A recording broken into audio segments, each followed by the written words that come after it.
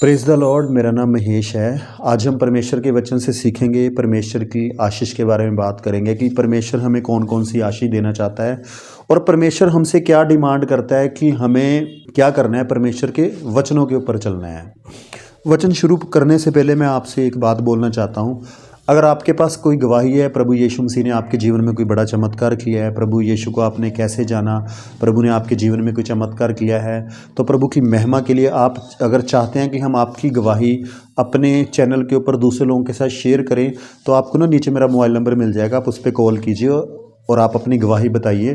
तो आने वाले दिनों में ना मैं अपने चैनल के ऊपर आपकी गवाही दूसरे लोगों के साथ शेयर करूंगा। तो उसके लिए आप मुझे कभी भी फ़ोन कर सकते हैं और अपनी गवाही बताइए। तो हम वचन शुरू करते हैं। आज हम देखेंगे परमेश्वर हमें कौन कौन सी ब्लेसिंग देना चाहता है। देखिए, सबसे पहले ना हमें परमेश्वर के दिल की इच्छा पता होनी चाहिए कि परमेश्वर के दिल की क्या इच्छा है, वो हमें क्या देना चाहता है और हमसे वो क्या चाहता है। हम दोनों के ऊपर बात करेंगे कि परमेश्वर हमसे क्या चाहता है, हमें क्या करना है और परमेश्वर हमें क्या क्या चीज़ें देना चाहता है। तो उसके ऊपर हम डिस्कस करेंगे कि प्रभु की क्या क्या आशीष है। तो हम एक वचन पढ़ेंगे, व्यवस्था विवरण 28 का 1 से 14 तक। यहाँ पे ना 28 में क्या लिखा है, आशीष वचन। यदि तू अपने परमेश्वर यहोवा की सब आज्ञाएं जो मैं आज तुझे सुनाता हूँ चौकसी से पूरी करने को चित्त लगाकर उसकी सुने, तो वह तुझे पृथ्वी की सब जातियों में श्रेष्ठ करेगा। यहाँ पे ना परमेश्वर ने क्या बोला है कि हमें क्या करना है, उसकी आज्ञाओं को मानना है। अगर हम उसकी आज्ञाओं को मानेंगे तो परमेश्वर में क्या करेंगे, पृथ्वी की सब जातियों से श्रेष्ठ करेंगे। तो सबसे पहले ना हमें आज्ञाओं को देखना पड़ेगा कि परमेश्वर की आज्ञा क्या है। उसके बाद हम पढ़ेंगे ये वचन आगे वाले कि परमेश्वर हमें कौन कौन सी ब्लेसिंग देना चाहता है। लेकिन सबसे पहले हम उसकी आज्ञा देखेंगे कि परमेश्वर की आज्ञा कौन सी है। तो आज्ञा को देखने के लिए हम चलेंगे जी निर्गमन 20 अध्याय 1 से लेके 17 तक। निर्गमन 20वां अध्याय 1 से 17 तक। यहाँ पे ना परमेश्वर की 10 आज्ञाएं हैं जी। देखो, हमें ना भी ये देखना है कि इसमें से कौन कौन सी आज्ञा के ऊपर हम चल रहे हैं, कौन कौन सी आज्ञा के ऊपर नहीं चल रहे हैं।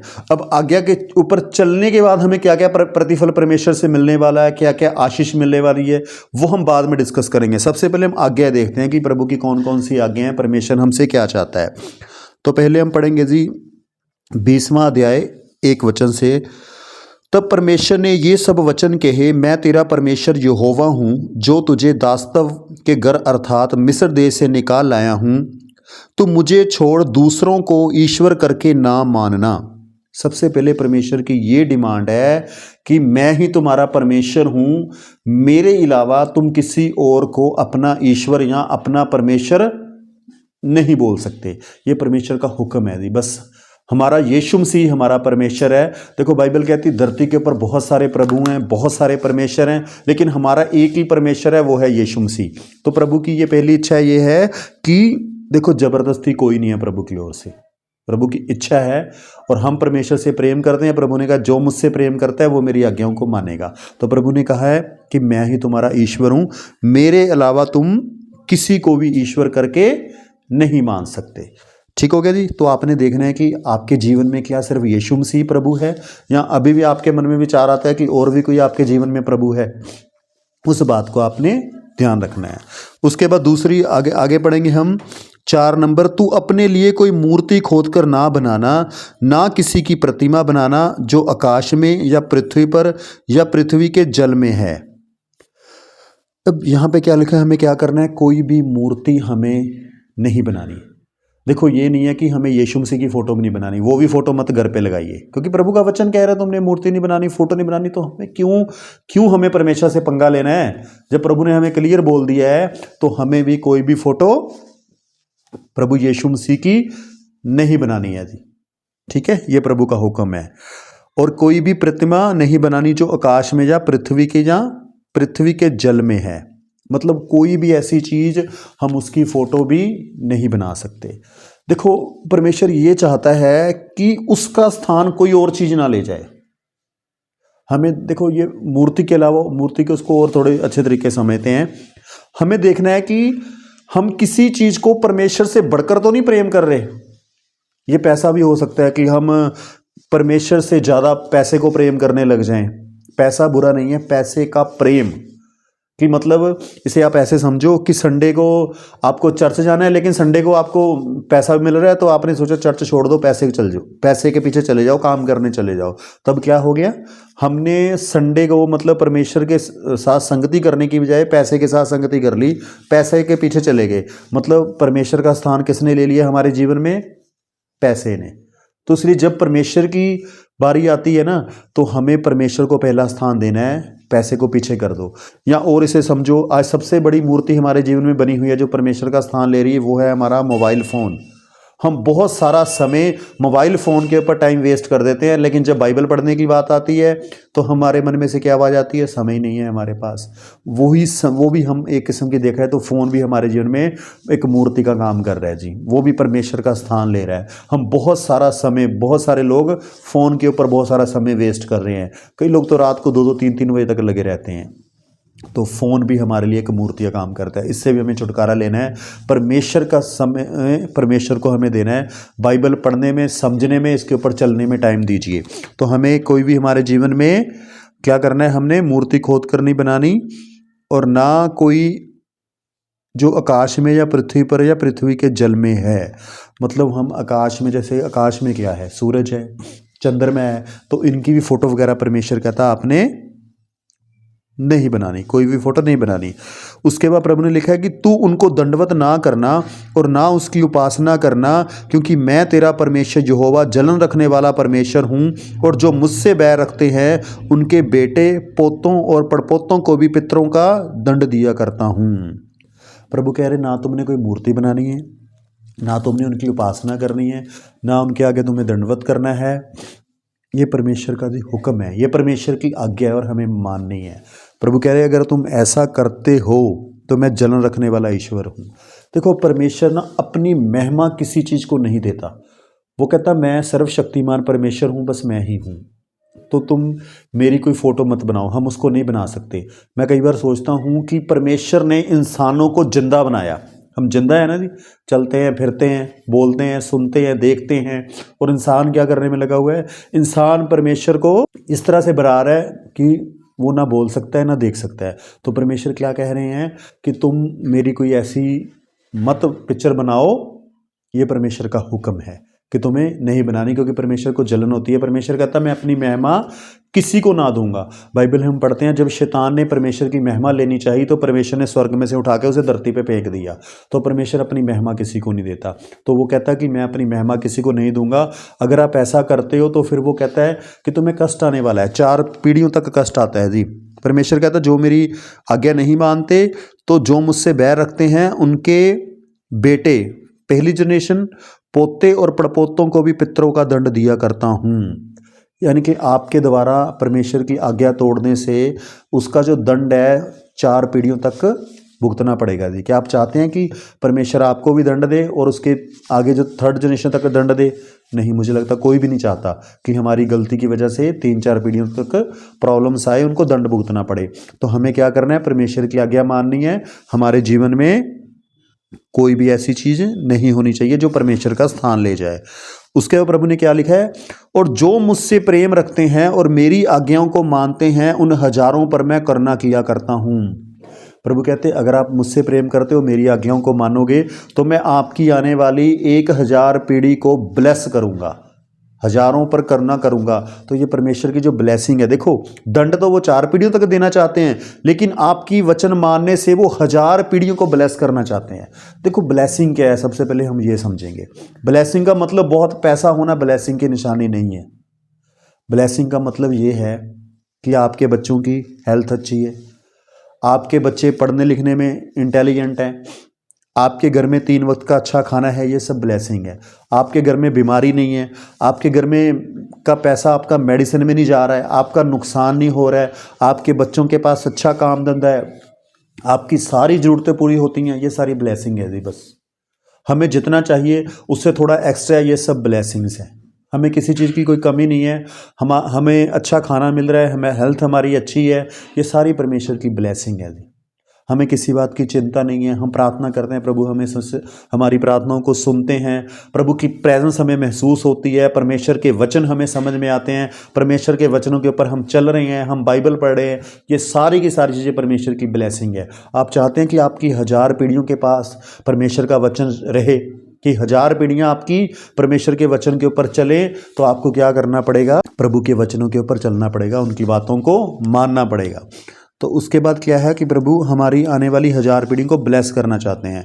तो अपने परमेश्वर का नाम व्यर्थ ना लेना, क्योंकि जो यहोवा का नाम व्यर्थ ले वह उनको निर्दोष ना ठहराएगा। हमें कभी भी परमेश्वर के नाम के ऊपर कभी मजाक नहीं करना, कोई ऐसा व्यर्थ में हमें परमेश्वर का नाम नहीं लेना। मतलब इसको नॉर्मल तरीके से नहीं हमें कभी प्रभु के नाम को लेना है, कभी भी मजाक के लहजे से हमें ऐसा वर्ड नहीं बोलना है। हमें उसके बह में चलना है, हमें परमेश्वर का आदर करना है, हमें परमेश्वर की रिस्पेक्ट करनी है। वो सृष्टि का मालिक है, हमें बनाने वाला है, वो सब चीज़ें रचने वाला है। सबसे परमेश्वर ने इंसान को अद्भुत रीति से बनाया है जी, इतना पावरफुल बनाया परमेश्वर ने इंसान को। बाइबल लिखती है उसने हमें खुद से थोड़ा सा ही कम बनाया है। इंसान ने देखो कितनी ग्रोथ कर ली, कितने आविष्कार कर दिए। इंसान ने मोबाइल फ़ोन का आविष्कार हो गया, हम कहाँ बैठे कहाँ से कहाँ बात कर सकते हैं, वीडियो में बात कर सकते हैं, मतलब कितना कुछ कर दिया इंसान के द्वारा। यूट्यूब बन गया, ये चैनल्स बन गए हैं। उसके बाद इंसान ने इतनी गाड़ियाँ बना दी हैं, बाय एयर एरोप्लेन बना दिए हैं, रेलगाड़ी बना दी, बस बना दी, ट्रक बना दी। प्रभु ने इंसान को कितना अद्भुत बनाया कि उसने कितने बड़े बड़े काम करके दिखा दिए हैं। तो इसलिए हमें क्या करना है? हमें खुद को बनाने वाले का नाम कभी भी व्यर्थ में नहीं लेना है। ये परमेश्वर का हुक्म है। हमारा मन हमेशा परमेश्वर के प्रति एक धन्यवाद होना चाहिए हमारे मन में, कि हम सदा उसका धन्यवाद करते रहें। उसके बाद सबसे महत्वपूर्ण लाइन है जी, तू विश्राम दिन को पवित्र मानने के लिए स्मरण रखना। 6 दिन तो परिश्रम करके अपना सब कामकाज करना, परंतु 7वां दिन तेरे परमेश्वर यहोवा के लिए विश्राम दिन है। उसमें ना तो तू किसी बाती का कामकाज करना, और ना तेरा बेटा, ना तेरी बेटी, ना तेरा दास, ना तेरी दासी, ना तेरे पशु, ना कोई परदेशी जो तेरे फाटकों के भीतर हो। क्योंकि 6 दिन में यहोवा ने आकाश और पृथ्वी और समुद्र और जो कुछ उसमें है सब कुछ को बनाया, और 7वें दिन विश्राम किया। इस कारण यहोवा ने विश्राम दिन को आशीष दी है और उसको पवित्र ठहराया है। परमेश्वर क्या कह रहे हैं? हमें ये एडवाइस है, आज्ञा है परमेश्वर की। हम 6 दिन आप डट के काम करो, कोई आपको मना नहीं कर रहा है, लेकिन 7वें दिन परमेश्वर का हुक्म है कि 7वें दिन आपने काम नहीं करना, उस दिन को पवित्र करके मानना है। उस दिन आप प्रभु के भवन में जाइए, चर्च में जाइए, परमेश्वर के साथ समय व्यतीत कीजिए, बाइबल पढ़िए, घर पे आके पढ़िए तो बहुत अच्छी बात है। यानी एक दिन हमें परमेश्वर को देना ही देना है, ये परमेश्वर का हुक्म है। तो इस बात को हमें क्या करना है? फॉलो करना है। उसके बाद परमेश्वर का हुक्म है जी, तू अपने पिता और अपनी माता का आदर करना, जिससे जो देश तेरा परमेश्वर यहोवा तुझे देता है उसमें तू बहुत दिन तक रहने पाए।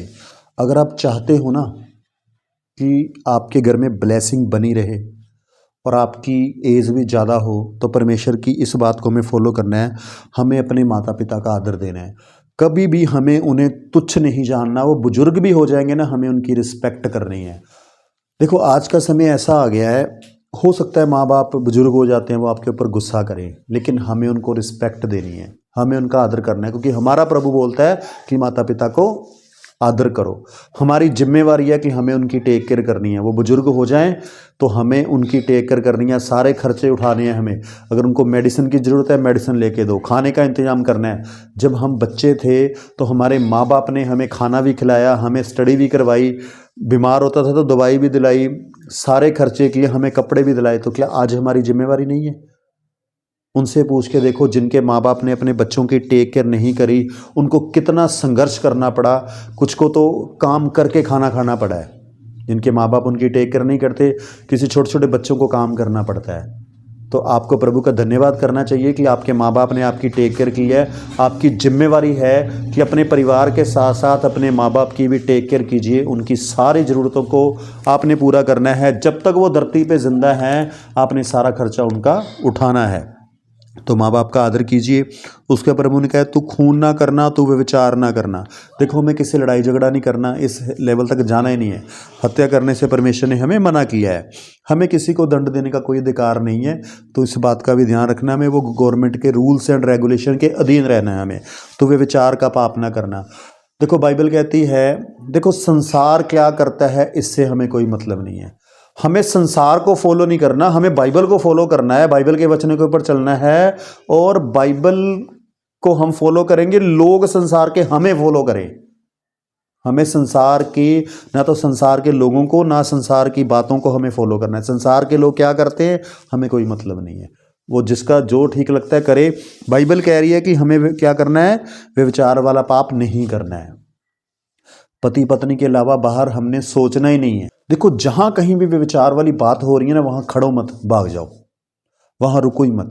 चाहे आपके दोस्त हो, चाहे कोई भी हो, अगर कोई भी व्यभिचार वाले पाप की बात करे वहाँ से निकलो, उसको बोलो, डांट दो उसको कि आज के बाद ये बात मत करना।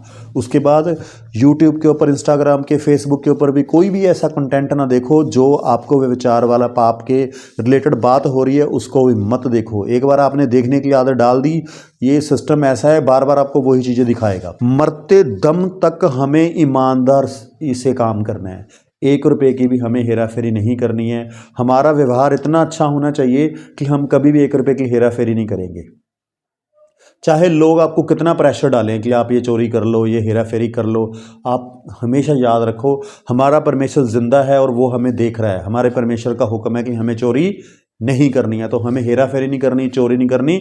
ईमानदारी के साथ आप क्या कीजिए, अपना काम कीजिए। तू किसी के विरुद्ध झूठी साक्षी ना देना। रिश्ता टूटता है, टूटने दो। झूठ बोल के हमारा यीशु के साथ रिश्ता टूट जाएगा, फिर प्रभु की आवाज़ क्लियर नहीं सुनेगी। मैं एक एक्सपीरियंस से बात बताता हूँ। कई लोग ना दुआ करते हैं, उनकी दुआ नहीं सुनी जाती। वो कहते हैं हम प्रार्थना कर रहे हैं कि सुनी नहीं जा रही। मैंने ध्यान दिया है इनकी लाइफ के ऊपर, मैंने देखा इनकी लाइफ में ना बहुत सारी धोखाधड़ी है। ये झूठ ये लोग बोलते हैं, नशा ये करते हैं, दारू ये पी लेते हैं, फिर कहते हैं परमेश्वर हमारी आवाज़ नहीं सुनता। भाई साहब, जब तुम परमेश्वर के वचनों के ऊपर नहीं चलते तो वो तुम्हारी आवाज़ कैसे सुनेगा? पहली बात, उनको विश्वास ही नहीं है कि परमेश्वर हमारे लिए कुछ कर सकता है। वो कहते शायद परमेश्वर हमारे लिए कुछ कर दे, हम मांग तो रहे हैं, शायद कुछ कर दे।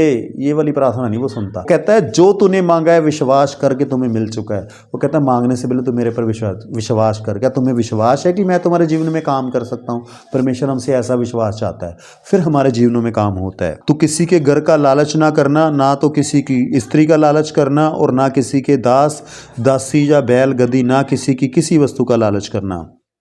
परमेश्वर कहता है हमारे मन में ना लालच नहीं होना चाहिए, किसी की स्त्री का लालच नहीं होना चाहिए, ना किसी के दास दासी का। हमें ये भी लालच नहीं होना चाहिए कि इस बंदे के पास, ये बंदा बहुत बढ़िया काम कर रहा है, हम इसको वहाँ से हटाएं और अपने साथ जोड़ दें, हम अपने पास काम करने लग जाएं। प्रभु कहते हैं ऐसे काम नहीं करने। ना किसी की स्त्री का कोई लालच होना चाहिए। एक ना उदाहरण से आपको समझाता हूँ। देखो जो प्रॉपर्टी का मैटर है ना, जो हिस्सा बनता है बराबर में हमें ले लेना चाहिए। हमारे अंदर ये नहीं होना चाहिए कि उसका हिस्सा भी मैं खा लूँ, उसका हिस्सा भी मैं खा लूँ। नहीं, एक बात याद रखो, हमारा परमेश्वर जिंदा है और वो हमें देखता है। जितना हिस्सा बनता है हमें ईमानदारी से ले लेना है, अपना हिस्सा छोड़ना नहीं और किसी का लेना। मैं ये भी नहीं कहता कि अपना हिस्सा छोड़ दो, जो आपका बनता है वो ले जाओ, लेकिन जो उनका है वो उनको दे दो। अगर परिवार की प्रॉपर्टी है, ईमानदारी से आपने हमें उसमें क्या करना है, हिस्से डालने हैं जी। तो इस बात का ध्यान रखना है। और प्रभु ने किसी भी वस्तु का लालच नहीं करना, हमें दूसरों की किसी वस्तु का लालच नहीं करना। ये तो होगी जी 10 आज्ञाएं जो प्रभु ने हमें बोली हैं। तो इनके ऊपर हमें देखना है कि हम कौन सी बात के ऊपर चल रहे हैं, कौन सी बात के ऊपर नहीं चल रहे। देखो जिसके लिए ऊपर तो चल रहे हो, प्रभु का धन्यवाद। अगर किसी बात के ऊपर नहीं चल रहे तो प्रभु से मदद मांग रही है और इसके ऊपर हमें चलना शुरू करना है। तो हमें ये जो सारी आज्ञाएं होगी इसके ऊपर हम जब चलेंगे, देखो सबसे बड़ी खूबसूरत चीज़ ये है कि प्रभु यीशु का धन्यवाद हो। प्रभु यीशु ने हमारे पापों के लिए लहू बहाया और उन्होंने वादा किया कि मैं पिता से प्रार्थना करूंगा, पिता तुम्हें पवित्र आत्मा देगा जो तुम्हारे साथ रहेगा। और आज पवित्र आत्मा हमारे साथ है, वो हमारी मदद करता है कि हम पवित्र आत्मा की मदद से हम इन आज्ञाओं को फॉलो कर सकते हैं। प्रभु को महिमा मिले। जितनी बातें ये मैंने पढ़ी हैं, प्रभु की दया से ज़्यादातर चीज़ों को मैं फॉलो करता हूँ। हो सकता है जाने जाने कोई बात टूट जाती हो, जो आज्ञा नहीं मानी जाती हो, लेकिन ज़्यादातर के ऊपर प्रभु की दया से मैं चल पाता हूँ। तो उसके बाद अब जब हम इन वचनों के ऊपर चलते हैं तो प्रभु की कौन कौन सी ब्लेसिंग है वो देखते हैं। फिर दोबारा से हम पढ़ेंगे व्यवस्था वरन 28 का 1 से पढ़ेंगे। अब यहाँ पे क्या लिखा है, यदि तू अपने परमेश्वर यहोवा की सब आज्ञाएं जो मैं आज तुझे सुनाता हूँ चौकसी से पूरी करने की चित्त लगाकर उसकी सुने तो वह तुझे पृथ्वी की सब जातियों में श्रेष्ठ करेगा।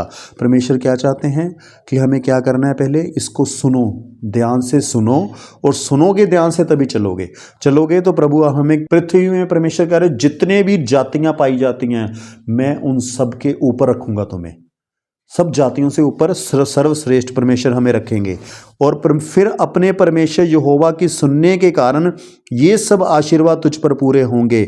जब हम उसके वचनों को सुन रहे हैं, उसके ऊपर चल रहे हैं, तो हमारे ऊपर कौन कौन से परमेश्वर की आशीष होगी। धन्य हो तू नगर में, परमेश्वर कह रहा है तू अपने नगर में, अपने मोहल्ले में जहाँ पे रहता है, सारे गांव के लोग, सारे शहर के लोग तुम्हारी तारीफ करेंगे, उनको आपके जीवन में ब्लेसिंग दिखेगी। ये बात मैं ना दावे के साथ कह सकता हूं। परमेश्वर कभी आपको काम की कमी नहीं होने देगा। दिन रात आपके काम चलेंगे जी, आप जितना मर्जी काम कर लेना, वो काम की कमी नहीं होने देगा। मैंने देखा है, अपने जीवन में भी देखा है, और जो वचनों के ऊपर चलते हैं उनके जीवनों में भी देखा है। परमेश्वर कभी उनको काम की कमी नहीं आने देता। ईमानदारी से काम करते हैं, किसी बली वस्तु की गटी नहीं आने देता। जहाँ से मर्जी करे परमेश्वर इंतजाम करता है जी। देखो मेहनत करनी पड़ेगी। अगर आप सोचो घर बैठे रहो परमेश्वर चमत्कार करेगा, छत फटेगी और ऊपर से कुछ पता नहीं, मुझे नहीं पता कि कोई चमत्कार हो जाएगा और पैसा गिर जाएगा, ऐसा कुछ नहीं होने वाला। काम करना पड़ेगा, मेहनत करनी पड़ेगी, तभी ब्लेसिंग आएगी, बिना काम के नहीं आने वाली। मैंने तो देखा नहीं किसी को मिल गई हो। मेरा एक दोस्त है, विश्वासी है जी, वो उसको काम की कभी कमी नहीं आती। बहुत अच्छा प्रभु ने उसको घर दिया, और वो इतना मेहनती है, डे नाइट काम करता है। उसको एक फ़ोन करो जी काम करना है, बाकी आ जाएगा। कभी लारा नहीं लगाता और दिल से बड़ी मेहनत से काम करता है। तो बड़ी मेहनत से काम कीजिए। प्रभु कह रहा है कि धन्य होगा नगर में तुम, नगर के लोग भी आपको देख के बोलेंगे ये परमेश्वर के ब्लेस्ड लोग हैं। और धन्य हो तू खेत में, खेत दर्शाता है बिजनेस को। परमेश्वर कह रहा है जो भी तुम व्यापार करोगे मैं उसको आशीष दूंगा। कब? जब आप उसकी आज्ञाओं को फॉलो कर रहे हो। और धन्य हो तेरी संतान। उसके बाद परमेश्वर ये भी वादा कर रहे हैं कि तेरे बच्चों को भी मैं ब्लेस करूंगा। देखो माँ बाप की सबसे अच्छी क्या चिंता होती है? अपने बच्चों की, कि मेरे बच्चे ब्लेस्ड रहें, मेरे बच्चों की ज़रूरतें पूरी होते हैं, मेरे बच्चों को अच्छी स्टडी मिल जाए, मेरे बच्चे जीवन में ग्रो कर लें, वो इतने काबिल हो जाएं कि वो अपना खर्चा उठा सकें, उनकी अच्छी जगह शादी हो जाए। तो परमेश्वर ये सारी ब्लेसिंग हमें देगा। मैंने विश्वासियों के जीवनों में ये ब्लेसिंग्स देखी हैं।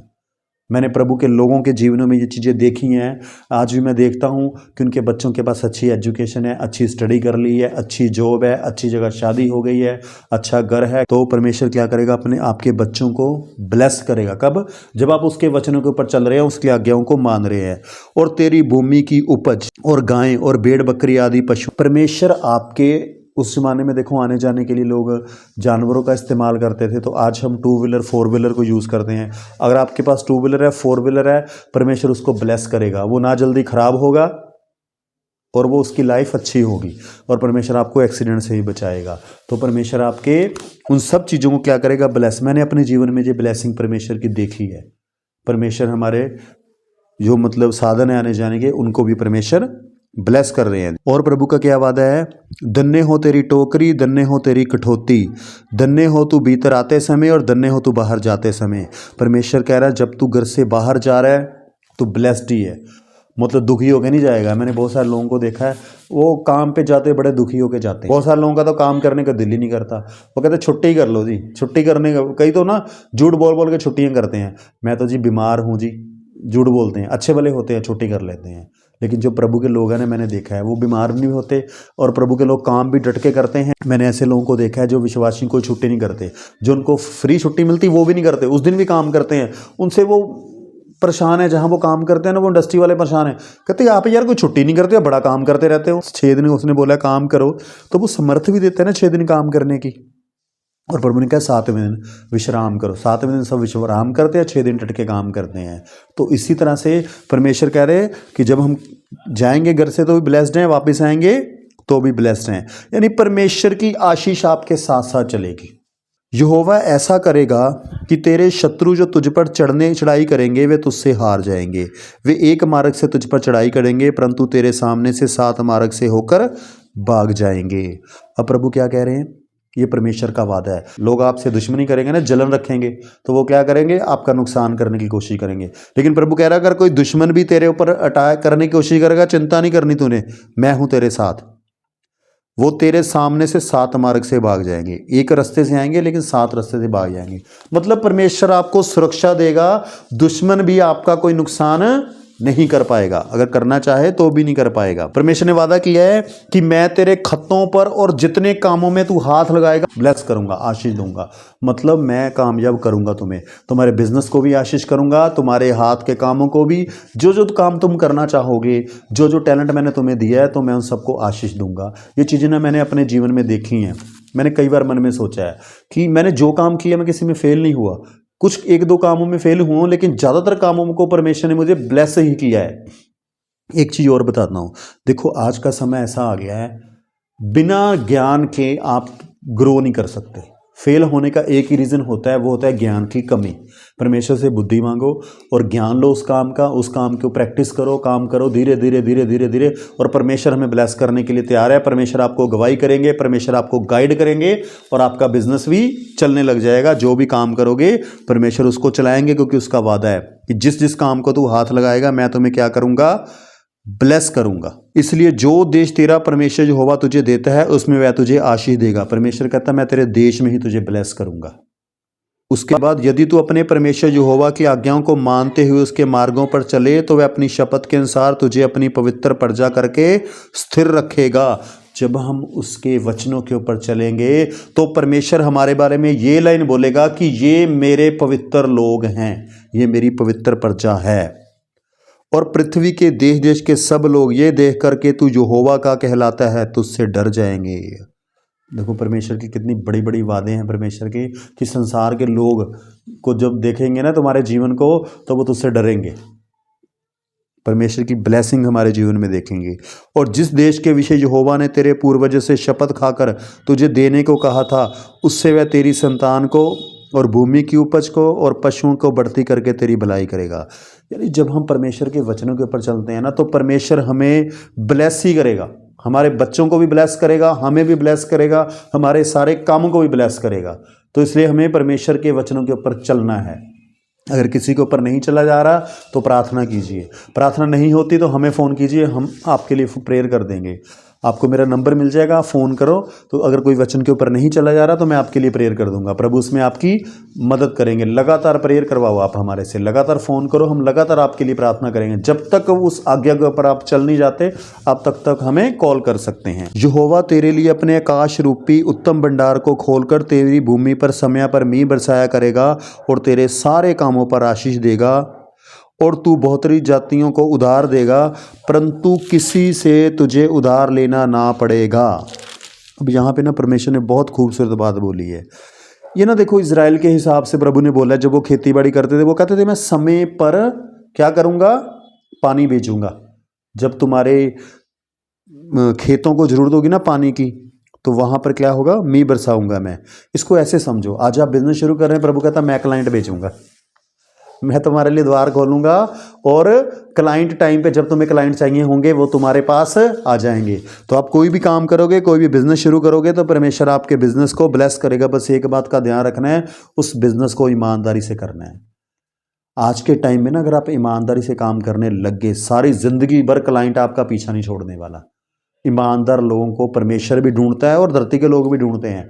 धरती के लोग भी नहीं चाहते कोई हमें लूट के ले जाए, वो चाहते हैं कि लोग हमें जितने पैसे ले रहे हैं उतनी वर्थ का हमें प्रोडक्ट मिलना चाहिए। तो ईमानदारी से काम कीजिए, लालच मत कीजिए, थोड़ा मार्जिन रखिए, थोड़ा प्रॉफिट रखिए, जितना जायज़ है उतना रखिए।